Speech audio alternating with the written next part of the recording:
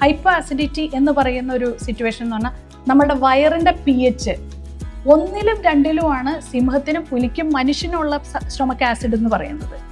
അത് 4-ലേക്കും 5-ലേക്കും വരുമ്പോൾ ആൽക്കലൈൻ ആവുകയും നമ്മൾക്ക് ഒരു പ്രോട്ടീൻ ഇൻഡൈജഷൻ അവിടെ വരികയാണ്. അതാണ് ചിലർ പറഞ്ഞെങ്കിൽ പാല് കുടിക്കുമ്പോൾ ദഹിക്കുന്നില്ല, അല്ലെങ്കിൽ പനീർ കഴിക്കാൻ പറ്റുന്നില്ല, പരിപ്പ് കഴിക്കാൻ പറ്റുന്നില്ല. എന്തുകൊണ്ട്? 4-ലെ നമ്മളുടെ ആൽക്കലൈൻ ആയിട്ട് കിടക്കുകയാണ്. അപ്പൊ കുഞ്ഞു വാവയുടെ അതേ ദഹനം തന്നെയായിരിക്കും നമുക്കും വരിക. ഈ ഹൈപ്പോ അസിഡിറ്റി എങ്ങനെ നമുക്ക് നേരെയാക്കി എടുക്കാൻ പറ്റും? പ്രോബയോട്ടിക്കുകൾ നമ്മുടെ ശരീരത്തിലേക്ക് ഇട്ട് കൊടുക്കുക. പഴങ്കഞ്ഞി, നമ്മുടെ പണ്ടത്തെ ഉപ്പിലിട്ട അച്ചാറുകൾ എന്ന് വെച്ചാൽ മുളക് പൊടി നല്ലപോലെ ഇത് ചെയ്തിട്ടല്ല, വിനാഗിരിയും ഉപ്പും ചേർത്തിട്ടുള്ള അച്ചാറുകൾ.